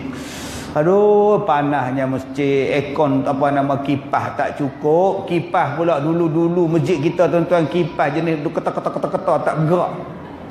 Kipas dinding tu dah rosak. Buat cabuklah kipas tu. Maka panas. Kipas tak cukup. Berapa ramai yang fikir kalau letak helikopter punya kipas selesai masalah. Tu yang cipta kipas. Tapi sayang yang cipta kipas ni bukan orang Islam, orang Belanda. Singapura pakai. Sekarang baru Malaysia pakai. Sebiji 35,000. Orang kita main masjid tapi dia tak fikir. Dia tak fikir macam mana nak pergi sejuk masjid. Yang dia fikir, macam mana aku nak rampas jawatan kuasa. Yang tu dia fikir. Macam mana aku nak pecat Tok Imam. Macam mana aku nak ambil alih jawatan Bilal. Macam mana aku nak ambil alih jawatan Tok Imam. Macam mana. Dia tak fikir. Kalau dia fikir tuan-tuan, selesai masalah. Kita yang datang malam ni, ada 400 orang yang datang malam ni. 400 orang boleh fikir macam mana nak bagi masjid ni elok. Fikir je macam mana nak bagi elok. Subhanallah. Kalau 400 orang bagi pemikiran tuan-tuan, baik semua. Inilah nama dia pemikiran yang membawa kepada rahmat. Bukan pemikiran nak bagi hancur, nak bagi rosak, bukan. Yang ni yang saya cakap pada tuan-tuan ulul albab. Kita hanya perlu berfikir. Malahnya aku start kereta dengan kunci, malahnya buatnya kunci tu patah. Ada kawan saya pergi ceramah tuan-tuan, mereka pecah cermin kereta ustaz tu. Mereka ambil aiskrim punya batang tu, batang aiskrim tu, mereka jolok dalam lubang kunci, mereka prop bagi patah. Bila nak masuk kunci tak boleh, ada batang aiskrim dalam kunci. Sebab tu hari ni orang cipta kereta semua pakai push button. Selesai masalah. Hidup tekan saja. Siapa nak jolok kita, push button. Jahat Ustaz. Tak apa, lepas ni masuk je kereta, tepuk tangan. Hidup kereta. Dia hanya perlu berfikir. Masuk je dalam kereta, tepuk tangan, enjin start. Ustaz, kalau tangan dia tak ada, dua-dua belah tak ada, akan cipta nanti start kereta melalui haba. Masuk je dalam kereta, haba tu dia kena, enjin start. Manusia hanya perlu berfikir, alam tara annallaha sakhara lakum ma fis samawati wa ma fil ard. Allah Taala kata dia akan berikan kemudahan pada kita di langit dan di bumi. Allah kata dia akan mudahkan hidup. Hari ini tuan-tuan sudah ada kereta terbang. Dah ada kereta terbang. Tengok jam daripada sini nak pergi Ampang, jalan jam, ya Allah, jam gila pun tak jam macam ini. Dia tekan button dia, keluar sayap kereta, terbang, bye bye semua. Sekarang di Perancis orang sudah ada roket yang dipakai pada badan dan dia boleh terbang menggunakan roket 60 km sejam. Dia boleh terbang, tak ada tol, tak ada jam. Saya pun cadang nak minta order satu tuan. Senang pergi ceramah, cuma hujan je masalah sikit tu je. Dan kita akan cipta wiper kat muka lah. Ini benda yang tidak mustahil. Apa yang ada yang mustahil? Selagi mana tak bercanggah dengan fitrah, selagi mana yang tak bercanggah dengan hukum, selagi mana tak bercanggah dengan syarak, benda itu akan tercipta. Yang tak boleh dicipta ialah benda yang bercanggah dengan fitrah. Jangan siapa-siapa cuba buat. Kita sedang mengkaji bagaimana membolehkan orang laki-laki mengandung, ya. Ini kita cuba tobat lahum, tak boleh. Sebab dia melanggar pada fitrah. Selagi mana benda itu bukan fitrah, tuan-tuan ciptalah. Sebab itu Allah Ta'ala kata jadi ulul albab. Nak jadi ulul albab ini salah satunya ialah tengok ciptaan Tuhan. Saya nak sebut pada tuan-tuan tentang Al-Quran saja. Al-Fatihah, Al-Baqarah, Ali Imran. Ini nama-nama surah. Surah pertama Al-Fatihah, surah pembukaan, Sab'ul Mathani, ayat yang berulang-ulang, ada 7 ayat. Kita duk bergaduh di Malaysia ni nak baca bismillah ke tidak? Itu kerja orang Malaysia sekarang ni. Allahu Akbar, Alhamdulillahi Rabbil Alamin. Mai ustaz ni pula Allahu Akbar, Bismillahirrahmanirrahim, Alhamdulillahi Rabbil Alamin. Dah gaduh. Nak baca bismillah ke tak baca bismillah? Gaduh. Itulah kerja kita, gaduh. Dulu tak gaduh. Dulu di Malaysia ni tuan-tuan tak bergaduh. Semua baca bismillah. Masuk tahun 2000-an, semua bergaduh dah. Dulu tak ada gaduh. Baca Yasin malam Jumaat, bacalah. Tak ada siapa gaduh. Mari 2000-an, bergaduh masalah Yasin. Weh, boleh tak baca Yasin malam Jumaat? Bid'ah. Boleh tak baca Yasin? Boleh. Bergaduh. Mari ustaz ni pula, Yasin ini maknanya ialah wahai. Sin ialah manusia. Ya, wahai manusia. Ustaz ni pula datang pula, Yasin ini bukan wahai manusia. Yasin ini ialah nama Nabi Muhammad. Bergaduh Yasin alif lam mim, Yasin alif lam ra ta semua. Kenapa nak bergaduh masalah khilafiyah? Yang kita kena kaji ayat nombor 2. Alif lam mim, zalikal kitab. Alif lam ra, tilka ayatul kitab. Nampak? Selepas dia kitab, Yasin wal Quran, Taha ma anzalna alaikal Quran. Alif lam mim sad, kitabun unzila ilaik. Kenapa Allah sebut kitab? Kenapa Allah sebut Yasin? Selepas saja surah-surah permulaan ayat-ayat ini. Yang kita kena kaji sekarang ialah kitabnya, Qurannya. Bukan nak baca Yasin malam Jumaat salah ke tidak? Baca Yasin malam nisfu Syaban bergaduh ke tidak? Astaghfirullahalazim. Tadi Rosyamno ditunjuk kat saya, ustaz. Datuk, nak tanya Datuk. Saya pening kepala, Datuk. Kenapa? Tahun lepas kan kita buat Quran Hour kan. Ada satu ustaz tu kata siapa yang masuk Quran Hour neraka. Sebab hari tu hari wukuf. Nabi Muhammad wukuf, mana dia buat benda lain, dia wukuf. Yang kita buat Quran Hour pasal apa? Saya cakap sebab kita tak wukuf. Kita duduk di Malaysia, kita bukan buat haji. Apa kejadah kita duduk wukuf pasal? Yang wukuf kan buat haji, lantaklah dia di sana. Engkau di sini nak buat apa, engkau buatlah. Bahlul. Apa punya bengong ni, sampai masuk neraka baca Quran.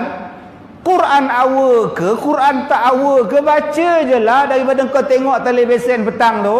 Shh, I love you. Biar kau baca Quran. Adakah masuk neraka dengan buat Quran Hour sebab Nabi tak buat? Okey, kalau orang hukum kau pergi mana waktu itu? Kau cakap kau pergi mana? Saya pergi Tesco, Ustaz. Lagi neraka kau tahu, Nabi tak ada Tesco. Kurang-kurang Nabi zaman dia ada Quran, Tesco tak ada. Inilah yang bagi kita celah ni tuan-tuan. Dia suruh kita kaji Quran. Saya suka anak-anak tahfiz tuan-tuan ni. Jadi ulul albab, kaji Quran. Saya baru cakap tadi tentang Al-Fatihah. Engkau nak baca bismillah ke, engkau tak baca bismillah ke, di Malaysia baca hormat. Imam Sudais tu pun datang ke Malaysia jadi imam, dia baca bismillah sebab dia hormat orang Malaysia. Dan kita orang Malaysia pun bila pergi ke Mekah, semayang di belakang tu imam dia yang tak baca bismillah pun kita hormat dia.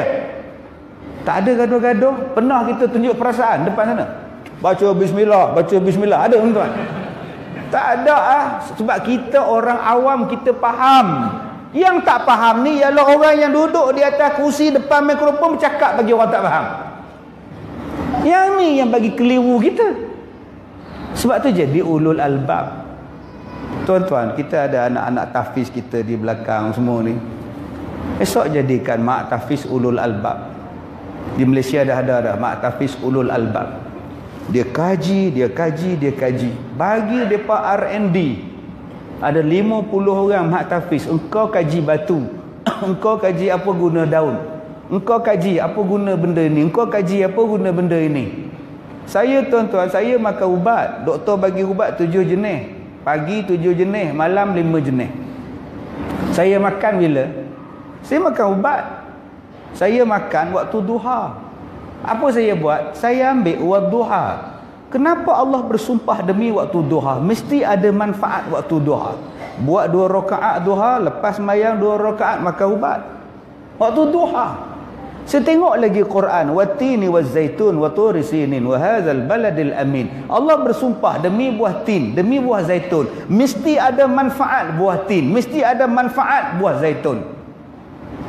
Saya jumpa kawan saya yang tanam pokok tin. Apa yang ada manfaat dengan buah tin? Mai habaq kat saya, dia cerita, "Nak ustaz, ni daun tin, ustaz rebus ustaz minum untuk kencing manis." Ni nama dia orang yang mengkaji tuan-tuan. Kaji. Bukan kata buah tin saja. Segala jenis daun. Tadi Jai sebut Rosyamno. Dia ni toki durian Belanda. Berapa ratus hektar durian Belanda dia. Saya tanya dekat dia, Tok, durian Belanda buat apa? Dia sebut dulu. Buah dia ubat. Daun dia sekilo RM40. Sekilo RM40. Siapa beli daun dia? Orang Korea Selatan. Bukan Korea Utara, bukan Jumu'il Bak Dung tu, bukan tuan. Itu tak ada faedah pun. Yang belinya siapa? Yang belinya Korea. Dia beli daun durian Belanda tu sekilo RM40, dia pun jadikan ubat. Yang jumpanya orang Korea. Kita bila sebut Korea, kimchi untuk awak. Mana faham? Tak faham sudah. Jenis hak lagi jumuk pula bila sebut durian Belanda. Oi, tak boleh makan. Haram. Pasal apa haram? Kafir. Pasal Belanda. Astaghfirullahalazim. Apa nak jadi ni tuan-tuan? Sebab tu saya suka kalau masjid ni kita ada mak tahfiz di sebelah. Kita latih anak-anak kita jadi orang saintis. Jadi orang yang cerdik, ulul albab.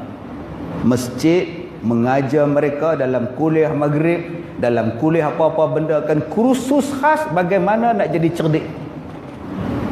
Nak jadi cerdik ni tuan-tuan, dia kena ada dana. Tu nama dia R&D. Mesti ada dana yang mencukupi. Kalau tak ada, susahlah kita. Sebab tu saya cadangkan, saya lancarkan pada tuan-tuan ni tabung kutipan derma untuk aktiviti pengimarahan dan pembangunan masjid. Biar satu tabung untuk sekolah kita, tahfiz kita ni, nak buatkan mungkin sebulan 5 ke 10 kali ke untuk khas untuk mereka ya. Kaji kenapa Allah jadikan benda ini supaya mereka jadi orang kreatif. Ni nama dia kreatif. Baik, saya lancarkan, tuan-tuan boleh derma kepada anak-anak tahfiz kita ni. Jangan duk minta kat saya sudah. Dompet saya tak bawa. Saya pergi ceramah di Kedah itu, dia naik atas pentas saya tua tabung lagu tu. Biar betul aku tengah ceramah ni. Aku tak ada tabung, tak ada dompet, tak pergi ambil tuan. Baik, Al-Fatihah. Orang kita tuan-tuan, saya tak mau sebut Al-Fatihah lah, dia panggil sebagai Ummul Quran. Saya nak sebut Al-Baqarah.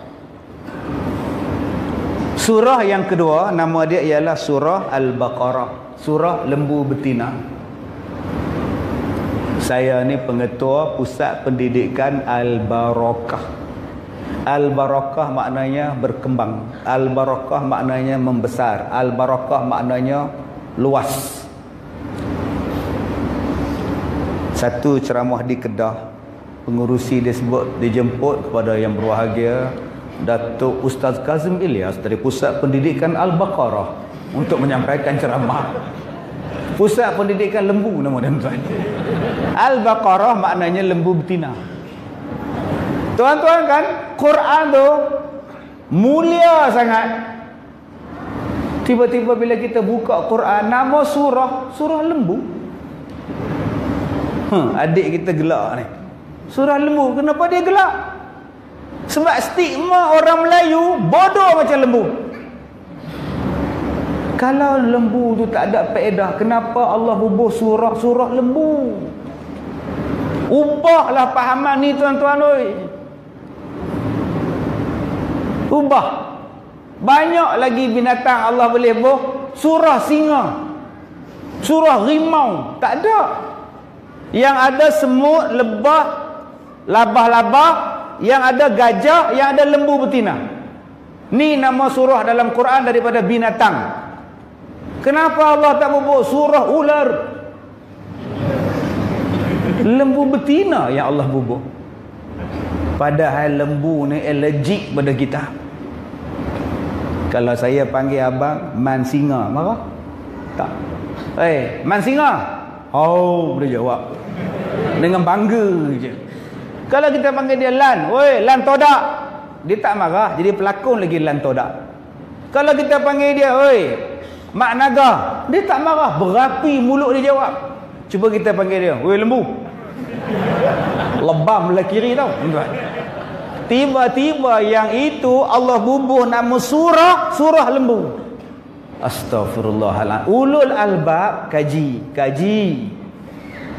Lembu bukan sia-sia. Orang Melayu kita dah diperbodohkan dengan istilah bodoh macam lembu. Nak buat macam mana? Kita, mentaliti kita bodoh macam lembu. Bodoh macam lembu. Mana ada binatang cerdik?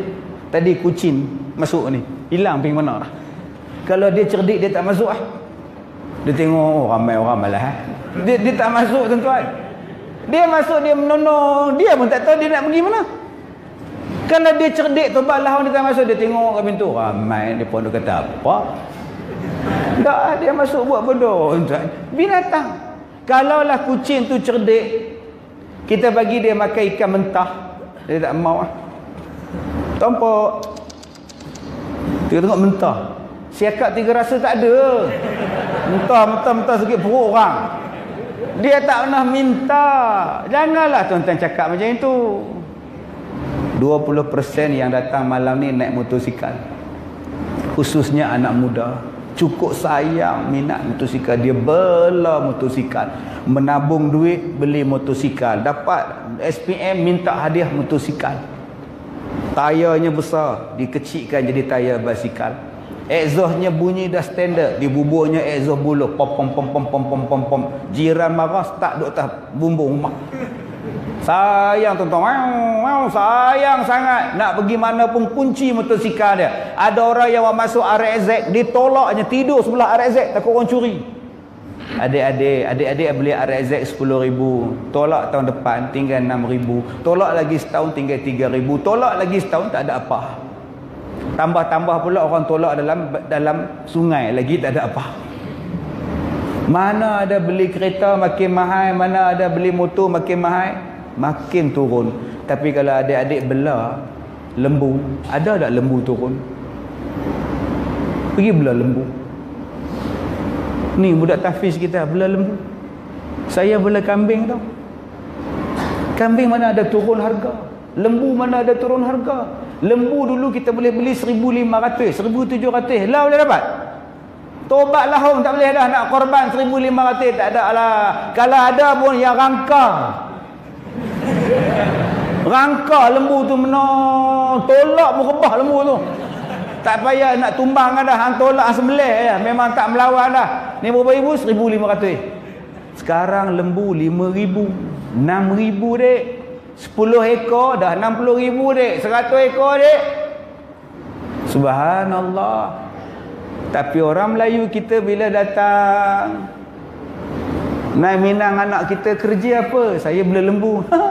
Lembu.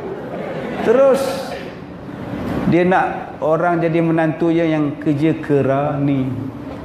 Kerja apa nak? Saya kerja kerani makcik. Saya pergi pejabat pakai tie makcik. Oh bagus. Sebab tu orang tak nak jadi lembu, sebab tak boleh pakai tie. Siapa cakap bela lembu tak boleh pakai tie? Siapa cakap? Adik-adik lepas ni pergi ke kandang lembu pakai tie. Pun salah. Daripada hujung tanduk sampai hujung ekor lembu ada manfaat. Kulit ada manfaat, daging ada manfaat, semua ada manfaat.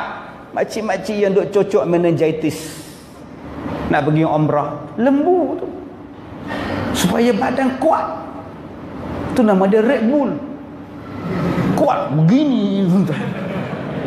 Lembu tengah panas, tengah hujan, tengah-tengah apa pun ada dia sakit kepala. Ada dia demam. Elok ya.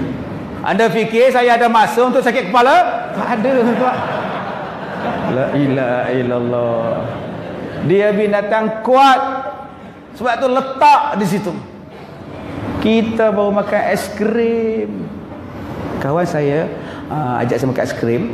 Jadi bila saya makan tu dia rasa macam sup ke atas. Makan es krim pun kau sakit gigi, kau cakap banyak. Allah Ta'ala bagi kita lembu, susu.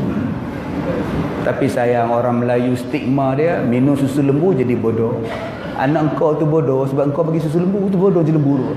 Siapa cakap bagi susu lembu tu bodoh? Siapa cakap? Yelah, susu ibu lah ustaz. Memang susu ibu paling bagus, wa fisaluhu fi amain, tapi untuk 2 tahun. Lepas itu tukarlah susu lain. Apa pasal kau benci dengan susu lembu? Lah, takkan nak bagi susu anak lagi ni 13 tahun. Susu ibu lagi ke? Gigi penuh lah. Balik sekolah darjah 1, mak nak nenek. Gigi penuh. Budak ni gatal. Nak nyusul orang gigi penuh igeling yang kau tu dia. Anak boleh jawab, ayah boleh pula. Sudah tuan. Yang mana faham, tak faham sudah. Lah. Sayang tuan-tuan, yang pegang lembu Australia, yang pegang lembu Belanda, yang pegang lembu New Zealand. Hari ni tuan-tuan baca tuan-tuan, jualan susu lembu di Malaysia saja, Dutch baby dulu, sekarang Dutch lady 1.04 bilion tahun lepas. Disebabkan otak orang Melayu kata minum susu lembu bodoh. Dutch lady buka kat Malaysia, sekarang jualan dia saja 1.04 bilion. Apa?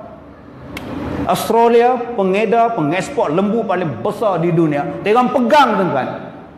Kita yang dapat Quran, kita yang hafal surah Al-Baqarah, tak peduli pun dengan lembu.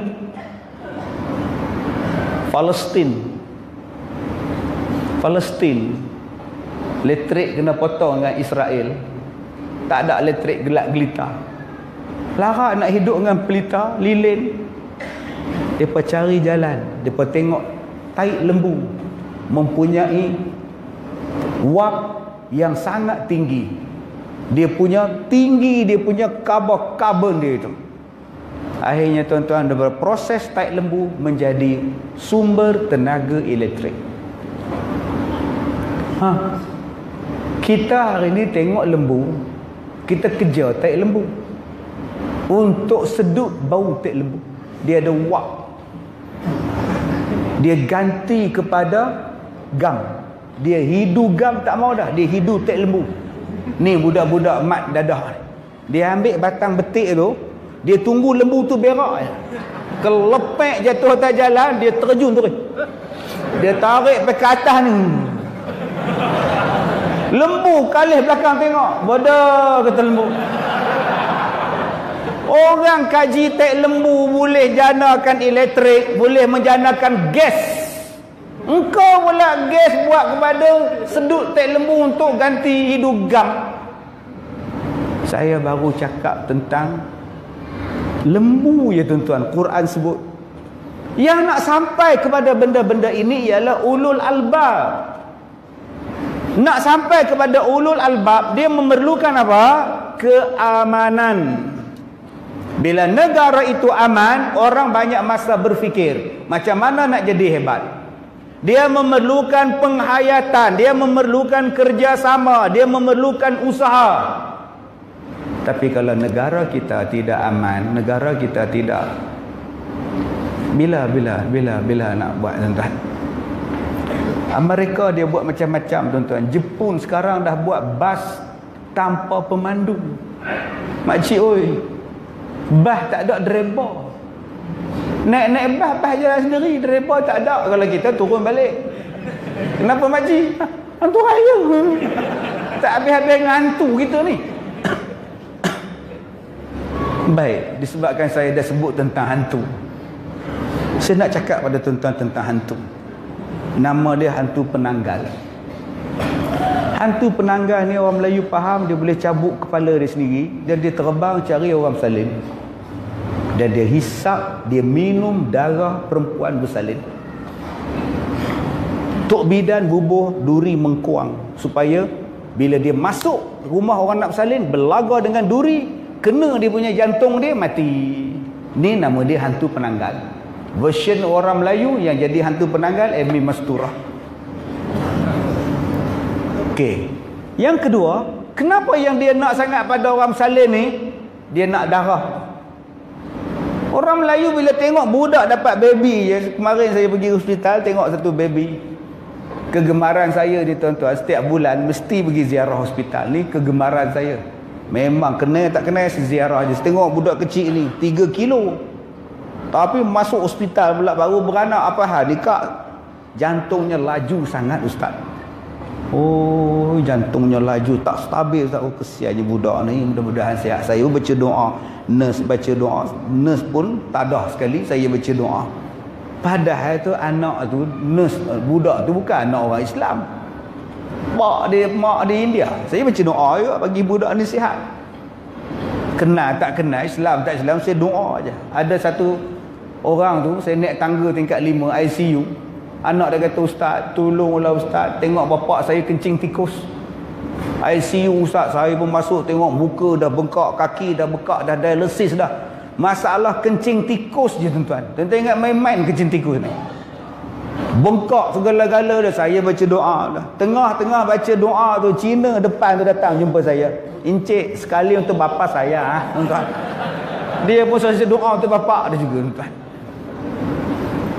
Apa yang kita tengok pada baby? Tali pusat. Orang Melayu tunggu tali pusat dia jatuh. Orang Melayu dulu-dulu suka simpan tali pusat. Dia kata tali pusat ni kita simpan. Kalau anak-anak kita suka bergaduh, suka tak baik-baik sama-sama dia orang kan, kita rebus tali pusat tu, kita kasih minum. supaya satu hati. Oh, kalau 5 anak dia suka gaduh-gaduh, tali pusat tu direbus, sejuk sikit bagi minum. Memang baik anak-anak dia. Diam, semua dekat uat. No. Ya, keracunan makanan nama dia tu. Maka kita pun bila tengok orang Melayu simpan tali pusat, kita kata apa? Macam-macam orang tua-tua kita ni. Itu orang yang tak ada otak. Cuba balik buka Quran.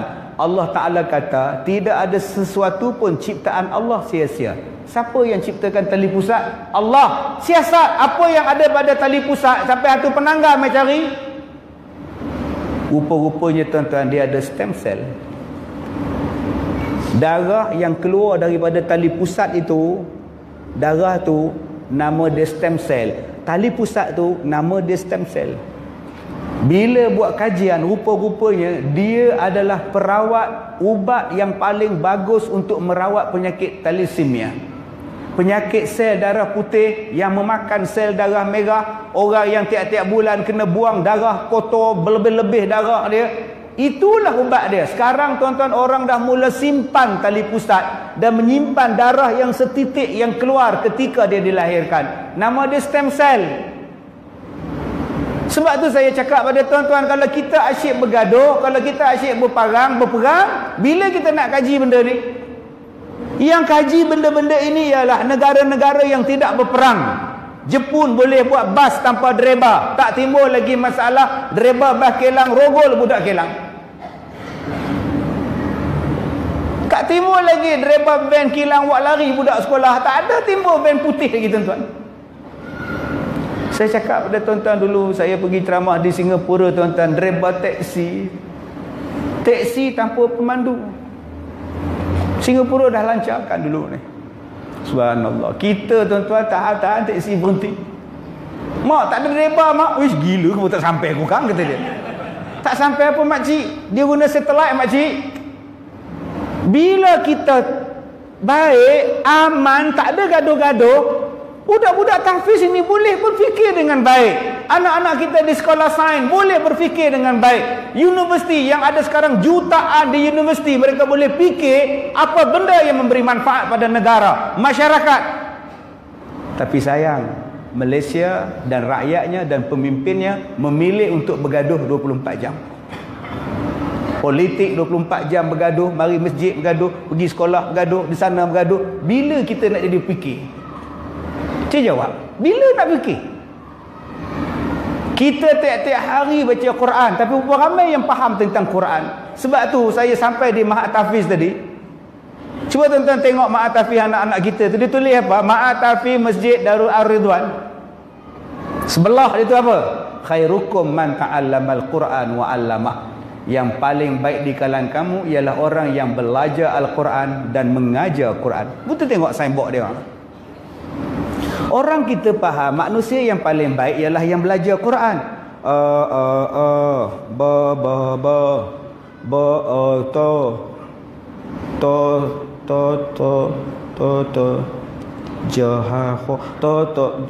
Tata dia tutup terus tuan. Itu belajar tajwid. Bagus tuan-tuan, belajarlah Quran, tuan-tuan belajar makhraj. Silakan. Ini dekatlah Ramadan ni, sebab ada yang baca tak betul. Alhamdulillahi Rabbil Alamin. Mana makhraj kau datang? Mana ada? Makhraj ha ni 3 je. Bawah ni ha bawah Harun ha.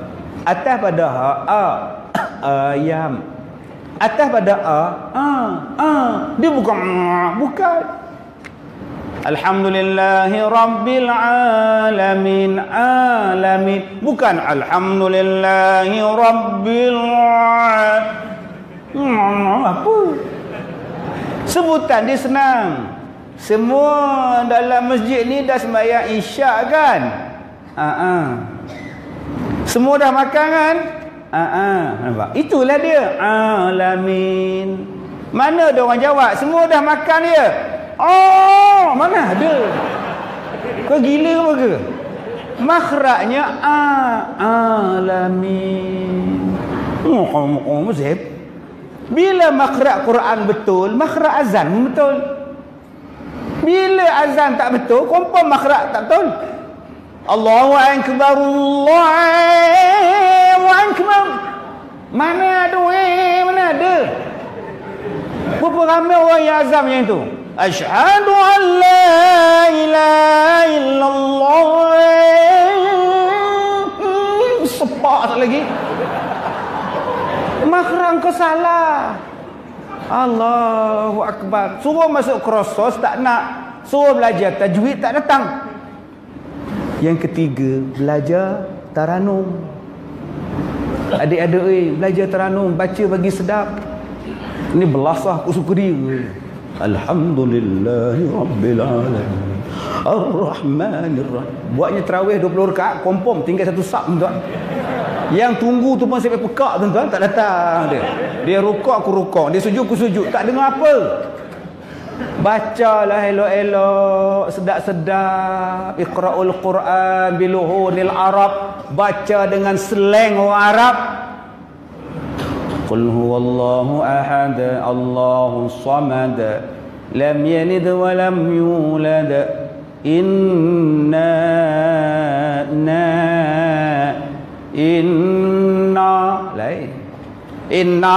a'tainakal kautsar. Betul, tak ada siapa kata salah. Tapi tak kemah. Bahasa Arab buka sikit je. Inna a'tainakal kautsar. Bukan ne botek. Inna a'tainak. Engkau parik ke botol? Balikkan praktis. Mama nak ke mana? Itu Arab. Nak tengok slang Arab, tuan-tuan kena tengok budak penagih dadah. Dia orang buka mulut tak besar. Itulah Arab. Mulut tak luas. Berada. Ada barang. Ada. Barang-barang apa? Dah angkau ni kaki ganja ni. Apa berada. Ini kalau belajar Quran confirm Arab ni tuan-tuan. Kan kalau kita baca Quran berlagu kan sedap. Bila orang perempuan suka datang kelas tajwid, masalah orang perempuan malah baca. Dia nak belajar, nak dengar je. Baca tak nak, dia nak dengar. Bila ustaz ajar Rogayah, baca uzur. Opah leha, opah baca. Opah pun uzur. Astagfirullahalazim. Umur 81 uzur lagi opah ni. Sebab tu siapa masuk kelas tajwid saya tulis Jawi. Tulis bahasa Melayu dalam tulisan Jawi dan tajwidkan. Uzur tak uzur boleh baca. Ni bukan Quran. Nak lari mana tuan-tuan? Lala tinggal saya seorang datang, semua lari juga. Jadi bacalah dengan tajwid, dengan berlagu sedap, belajar. Saya buat ikut tajwid, bertaranum silakan. Tu yang begini baca. Sini rokok dan hil aku nak hisab. Tuan-tuan faham? Yang mana tak faham, dia tak faham. Kalau tak ada rokok dan hil rokok, Suria pun jadilah. Oh Pak, ini kalau wakil Ar-Ridwan menang tuan-tuan ni. Orang yang tak faham dia tak gelak tu dia menang. Dia tak confirm, tak faham tuan-tuan. Yang ketiganya, manusia yang terbaik. Yang keempatnya apa? Belajar Quran. Apa yang terkandung dalam Quran mesti ada. Sebab tu bila kita mengkaji Quran, kita akan jadi orang terbaik. Subhanallah. Tuan-tuan cuba tengok 10 negara yang paling seronok untuk diduduki. Cuba tengok. Switzerland, Norway, Australia. Negeri-negeri yang paling seronok untuk diduduki. 8 di Eropah, 1 Australia, nombor 4 Singapura. Ni keluar. Negara yang paling seronok untuk diam. Pasal pokok banyak, sungai banyak, bersih segala benda. Dia jadi syurga dunia. Macam mana nak wujud syurga dunia? Buka Quran. وَبَشِّرِ الَّذِينَ آمَنُوا وَعَمِلُوا الصَّالِحَاتِ أَنَّ لَهُمْ جَنَّاتٍ تَجْرِي مِنْ تَحْتِهَا الْأَنْهَارِ. Berilah berita gembira kepada orang yang beriman dan orang yang beramal saleh. Kami beri kepada mereka syurga yang mana banyak tamannya mengalir di bawahnya sungai-sungai. Itu syurga akhirat. Banyak pokok, banyak taman, banyak sungai. Jaga pokok, jaga sungai, aman. Sebab itu tuan-tuan, negeri yang banyak pokok, sungai dia bersih, pokok dia bersih, negeri ni akan jadi aman. Ni syurga. Kita pantang jumpa pokok, tebang. Pantang jumpa sungai, buang budak dalam tu. Nak wujudkan syurga dunia, jaga benda ini. Allah, tuan-tuan. Saya cakap pada tuan-tuan, kalau kita aman, kita boleh buat macam-macam. Tengok besi, ada surah Al-Hadid, ada surah besi. Kau boleh buat kapal selam daripada besi. Kau boleh buat kapal terbang daripada besi. Negeri mana yang buat kapal terbang dan kapal selam? Negeri yang aman damai. Dia boleh berfikir, dia boleh buat kapal selam, dia boleh buat kapal terbang, dia boleh buat macam-macam. Sebab rakyat dia banyak masa untuk berfikir macam mana nak jadi hebat. Tuan-tuan, hari ni Astro dia buat iklan pecah TV. Habis anak-anak di rumah empuk TV. Semua nak tengok Astro daripada handphone. Nama dia apa? Internet. Nama apa? Internet. Orang yang mencipta internet ni lahir daripada negara yang aman. Tak ada gaduh-gaduh bangsa dia. Allah sebut lama dah internet, 1400 tahun lepas. Nama dalam surah Al-Ankabut, surah labah-labah. Bagaimana labah-labah nak dapat makanan, bagaimana labah-labah nak cari maklumat. Dia buat jaring, dia buat sarang. Sarang dia nama jaring. Orang putih panggil jaring net. Dia sambungkan di antara setiap jaring tadi, disambungkan, dikonek-konekkan dia, tuan-tuan. Connecting itu dipanggil sebagai internet. Maka wujudlah internet. Kita hafal surah Al-Ankabut tapi kita tak faham apa yang Allah nak cerita. Orang putih buat. Hari ni tuan-tuan tengok apa benda kita boleh buat. Tuan-tuan ceramah di sini, satu dunia boleh dapat. Teknologi internet boleh beritahu. Hari ni tuan-tuan nak pindahkan duit tak payah lagi. Tuan-tuan nak beli post, money post, order post tak payah. Tuan-tuan post order apa ke. Semuanya tukar daripada bank saja. Tuan-tuan hari ni tak payah lagi nak hantar surat. Semuanya MMS, SMS, email semuanya ada, tuan-tuan. Apa yang tuan-tuan ada sekarang? Semua ada. Tak payah nak beratur beli tiket kapal terbang. Hanya dengan internet saja. Siapa yang cipta? Makcik-makcik tak payah sewa kedai dah makcik nak jual tudung. Duduk di rumah je makcik. Tudung kat leha. Semuanya online belakang. Esok saya pun ceramah tak payah datang masjid dah. Duduk di rumah pakai jubah, pakai sorban. Kita hendaklah duduk gini ceramah. Tengah-tengah ceramah isteri datang. Abang, kata nak makan. Baik-baik tuan-tuan. Oh, sudah. Macam pernah dengar je iklan tu, Ustaz. Saya nak cakap pada tuan-tuan, boleh berpolitik. Malaysia dia tak perang-perang, tapi Malaysia terlalu kuat berpolitik. Saya pakai kepiah hitam ni pun salah. Tengok Ustaz Kazim, dulu dia ceramah di masjid kita pakai serban tau. Betul tu? Sekarang tengok sungkup hitam tu. Apa pun Ustaz Langkong sungkup hitam, Ustaz lah. Yalah, sungkup hitam belah sana. Habis tu kau belah mana? Saya belah sini. Astaghfirullahalazim. Kok suka saya nak pakai apa pun? Saya pendakwah. Saya kena baik dengan semua orang. Habis tu kenapa Ustaz tak pakai jubah lah? Dulu saya pakai jubah. Saya pakai serban mengajar. Dulu. Tapi sekarang tak boleh lah, tuan-tuan. Baju Melayu saya tak pakai dah. Baju Melayu pun ceramah saya tak pakai dah. Sebab saya ceramah di Johor, 20,000 orang. Orang datang terpa, nak salam, nak bergambar, yang peluk, yang cium. Rela pun dia orang tumbuk tu. Rela menanti. Jangan tolak Lalah dia tumbuknya rela. Aduh, tuan, punya nak salam. Ada satu makcik peluk saya. Aku tak kira, aku nak peluk kau juga. Aku tak kira, aku nak peluk kau juga. Sabar makcik, sabar. macam lintah, tarik pergi balik, tarik pergi balik. Dia dah niat pada rumah nak peluk tuan-tuan. Dia angkat saya, campak dalam van saya. Sampai dalam van, samping aku mana? Astagfirullahalazim.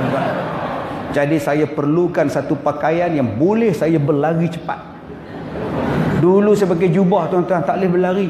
Kena angkat jubah lari tuan-tuan. Pakai kain pelekat pula, londeh pula. Aduh, masalah. Saya pakai serban tuan-tuan, subhanallah, di Kulim. Saya buka tingkap babai, datang satu anak muda, cabut serban. Ambil berkat. Astagfirullahalazim kau. Biar betul kau. Saya nak cakap pada tuan-tuan, inilah pakaian saya. Kejap saya jubah, kejap saya pakai baju Melayu, kejap ikut kesesuaian. Haram ke? Tak haram. Yang haram saya pakai spender saja hari ni. Kita hendaklah mencintai Rasulullah, spender saja, itu baru haram tuan. Saya berbaik dengan semua orang sebab saya penasihat. Saya cakap tentang Islam pada orang, tapi orang ban saya, orang gam, saya hentam macam-macam. Ustaz Kazim tu baik dengan Ustaz Kazim tu UMNO tu. Pasal? Sebab Ustaz Kazim baik dengan orang UMNO, Ustaz Kazim UMNO lah. Saya juga baik dengan orang asli. Kenapa tak cakap? Ustaz Kazim tu orang asli tau. Saya baik dengan orang Kadazan tuan-tuan. Saya pergi Sabah, orang Kadazan dengan Iban di Sarawak anjurkan ceramah saya. Adakah saya Iban? Saya ceramah di tempat Pairin Kitingan. Dia panggil saya ceramah. Bukan Islam. Begini dia gelak. Oh, biar betul Tan Sri ni. Waktu saya makan dengan dia, saya selalu dengar ceramah awak. Saya suka kalau ada jodoh, kata dia. Bayangkan separuh yang datang Kristian. Ini pendakwah. Saya ceramah di Sungai Siput tuan-tuan, penganjurnya Cina. Pengurusi majlisnya India. Hari ini kita beruntung kerana penceramah kita Datuk Kazim datang. Kita mengharap beliau menceritakan kepada kita kelebihan keluarga bahagia. Cina tuan-tuan. Adakah saya orang Cina? Jauh Ustaz. Bangladesh insya-Allah dekat Ustaz. Sebab tu saya tutup untuk tuan-tuan fikir. Semalam saya free. Saya tak ke mana-mana pun. Saya free semalam. Satu malam tu balik daripada radio, saya duduk di rumah, balik pada masjid, saya duduk di rumah, saya makan dengan anak-anak seronoknya. Saya makan dengan isteri saya seronoknya tuan-tuan. Dah seminggu tak makan dengan dia orang. Tak jumpa isteri seminggu dah, dengan anak-anak tak jumpa. Semalam saya jumpa, saya tengok TV, saya tanya pelajaran anak, saya tanya anak dara saya, kakak dah ada kawan belum? Belum. Bagus. Belajar sampai dapat ijazah, baru ayah kahwinkan. Sekarang kalau akak minta kahwin pun tak nak. Memang akak tak nak pun. Bagus. Okey, saya tengok dah besar dah kakak ni. Kuruskan sikit, gemuk badan tu. Kemudian mak dia datang bawa nasi goreng. Mak dia besar juga. Dah lama tak jumpa tuan-tuan. Saya pun tengok cerita P. Ramlee. Buka-buka TV tu, masa-masa manis. Tengok Mahmud Jun duk tiup trompet tu. Apa guna bercinta? Gini Mahmud Jun.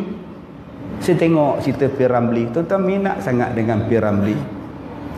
Ada satu filem nama dia Ali Baba Bujang Lapuk. Dia panggil Ibrahim Pendek. Sajan, ya Cip, kau cari rumah Kasim Baba, kau tangkah rumah dia, kita rompak ini malam. Ai Cip, gitu dia. Pergilah Ibrahim Pendek, tanya dekat tukang kasut. Ayah Cik Siti, mana dia rumah ini? Itu rumah Kasim Baba. Apa dia buat? Dia pangkah. Datang Marjina, dia padam, dia pergi pangkah dekat tandas. Malam tu 40 penyamun sampai. Cip, ini Cip. Hai, kecilnya rumah dia. Apa kasih pecah lah, kata dia. Rupanya tuan-tuan, dipangkahnya jamban. Pecah habis. Apa jadi? Tarik seluruh badan busuk. Nak bagi tahu pada kita, pemikiran P. Ramlee jauh. Kalau kau salah pilih, tarik kau dapat. Busuk sepanjang zaman kau dapat. Pilih elok-elok bila nak pangkah. Faham? Tak faham sudah. Datang malam kedua pula, bodoh, unta, bakal, dia kata dekat, berlain pendek. Mamu tarasan. Hai, bakari masta. Irahim pula ke pangkah rumah Kasim Babah. Dipangkahnya seluruh kota Baghdad. Bila penyamun 40 datang, mana rumah? Ini cip. Oh, berapa banyak rumah dia? Langsung tak boleh rompak. Nak bagi tahu pada kita, kalau tiap-tiap hari bercakap soal politik, apa jadi pada kita? Tak jadi apa pada kita, tuan.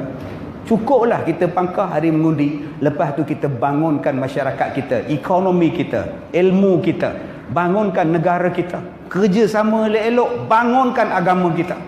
Janganlah duk cakap pangkah 24 jam. Bukannya mengundi pun. Pergi masjid tak seronok, pergi sana tak seronok, asyik politik 24 jam. Tuan-tuan tak jemu ke? Jom kita main dengan Quran. Kita kaji Quran. Bagaimana nak bagi hebat kita? Kita gerakkan daripada masjid. Kita bangunkan maktafiz di belakang kita ni. InsyaAllah tuan-tuan, mereka akan dilahirkan daripada tempat kita budak-budak ulul albab. Sebab tu di sekolah saya pun ada tahfiz macam anak-anak tuan-tuan. Sebaya dengan dia orang lah. Umur sekolah saya pun 11 tahun dah. Masa saya mengajar di sini tuan-tuan, saya dah mula buka dah 11 tahun yang lepas. Sebelum tu pun saya dah buka dah. Budak-budak saya ni, saya ajar mereka cakap Cina. Saya ajar dia orang ni cakap Mandarin, cakap Tamil, cakap Arab, cakap Inggeris. Saya nak mereka ni nanti jadi orang yang hafiz Quran, yang boleh bercakap dengan semua bahasa. Tak ada siapa boleh kelentong kamu. Saya seronok tuan-tuan, budak-budak SPM sekolah saya tahun lepas, keputusan dia mata pelajaran sains A. Saya nak kamu masuk nanti, kamu dah ada sains yang bagus, kamu dah ingat Quran 30 juzuk, kamu jadi doktor yang bagus, kamu jadi saintis yang bagus. Yang ini yang kita nak bangunkan tuan-tuan. Mudah-mudahan Allah merahmati tuan-tuan semua, dan mudah-mudahan masjid yang banyak nostalgia kepada saya ni. Orang kenal saya dengan Masjid Ar-Ridwan Hulu Kelang. Orang kenal saya tuan-tuan dengan Surau Darul Iman Kemensahaid, Nur Iman Kemensahaid. Di situlah saya buat CD ceramah saya dengan Alias Salam. Bertahun-tahun saya buat. Daripada tak ada orang di surau itu, kemudian kita pindahkan ke sini. Jadi surau dan masjid ini banyak kenangan, banyak jasa. Dengan jatan kuasa banyak tolong saya, tok-tok imam jemaahnya. Yang paling saya ingat ialah Allahyarham Haji Fauzi dulu pengurusi. Dan di sini kita buat ijtima' pada setiap hari Sabtu, kalau tuan-tuan masih ingat. Jadi ini satu nostalgia yang sangat besar ya. Jadi saya ucapkan terima kasih tuan-tuan jemput saya ni balik Sirih pulang ke Gagang ni kan dia. Jai ni pun lama daripada dia kerja Selcom lagi lah, dia duk ikut saya. Jadi saya ucapkan terima kasih. Jadi tuan-tuan nak hilangkan rindu pada saya, tuan-tuan tengok TV lah tuan-tuan. Isteri saya pun tengok saya melalui TV saja. Sebab tu ada makcik datang nak minang saya umur 62. Saya kata, makcik tengok TV je makcik. Dia kata dia nak jaga saya sebab dia nurse, dia sakit jantung. Dia jaga orang sakit jantung. Dia kata dia boleh jaga orang sakit jantung macam saya. Si antara resume lagi kegemaran mendengar ceramah, dalam braket ceramah ustaz lah. Makanan kegemaran laksa, dalam braket macam ustaz kan. Astagfirullahalazim tuan-tuan, umur 62 siap gambar lagi. Oh, sesimpal lah laci kat pejabat, jangan balik rumah marah rumah. 62 tuan-tuan. Tapi kalau 26 saya fikirkan tuan-tuan. 62 ni tak payahlah kot. Besok saya di Bernama Radio. Pagi tadi saya di Taling Jaya dengan TV3 penyedai. Malam besok saya di Pontian, di Kastam Kukuk Pontian. Kemudian hari Khamis saya di Melaka. Hari Jumaat saya di Kedah, rakaman Forum Perdana Ehwal Islam. Hari Sabtu pukul 12 tengah hari, pelancaran buku saya di PWTC, Pesta Buku Antarabangsa. Malamnya di Melaka. Kemudian hari Ahad ijtima' di sekolah saya, dan hari Ahad malam Isnin di sekolah Taman Keramat. Ya, di sini balik, datang sini balik. Jadi seminggu saya tak ada di rumah. Jadi nak tengok saya tuan-tuan tengok TV lah. Tiap-tiap petang ada TV satu, santai bersama Ustaz Kazim. Tak pun kalau dah jodoh. Kalau tengok kalau ada jodoh, buka TV lain. Kalau dah bodoh nama dia, buka aja. Jadi saya dah lancarkan buku saya 2 hari lepas yang bertajuk Cia Koma Tanya UKE Jawab. Ini buku saya yang ke-18. Ya, saya menjawab persoalan 300 persoalan dengan bahasa yang mudah. Style saya, kalau tuan-tuan baca buku tu macam tuan-tuan bercakap dengan saya. Jadi tuan-tuan boleh dapatkan buku ni di gerai Pusat Pendidikan Al-Barakah di luar sana. Ada kismis lah, ada kopiah saya lah, songkok saya lah, minyak wangi saya lah. Semuanya dimasukkan dalam tabung sekolah saya, Pusat Pendidikan Al-Barakah. Terima kasih Jai, terima kasih pada semua, terima kasih pada Tuan Kuasa. Kita jumpa lagi di lain masa. Saya minta maaf jika terkasar bahasa. Wabillahi taufiq wal hidayah. Assalamualaikum warahmatullahi wabarakatuh. Waalaikumsalam. Terima kasih untuk